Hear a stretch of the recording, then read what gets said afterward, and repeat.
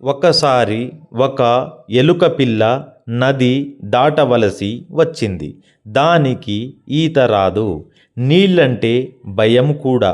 నీళ్లలో మునిగిపోతానని భయం. దానికి ఏం చేయాలో తెలియలేదు.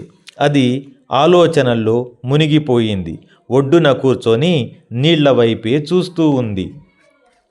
అప్పుడు ఒక కప్ప ఒడ్డు మీదికి వచ్చి ఎలుక పిల్లను అడిగింది.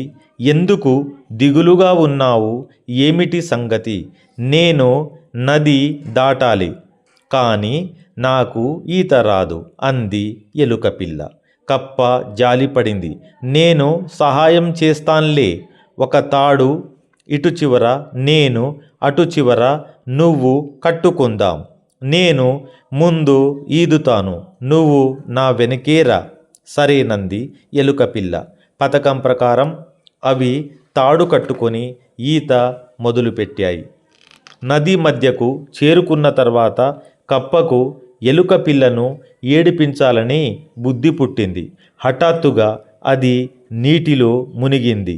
ఎలుక పిల్ల నిస్సహాయంగా నీటిలో తేలుతూ ఉంది.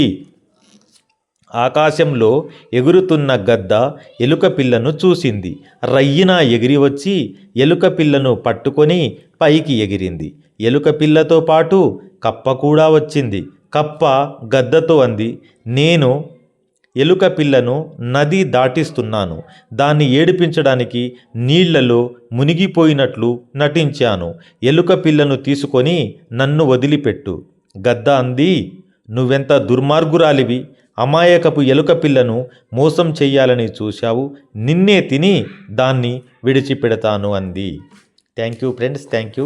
ఇలాంటి చక్కని కథలు వినడం కొరకు నా యొక్క ఛానల్ సబ్స్క్రైబ్ చేయండి friends. Thank you friends, thank you.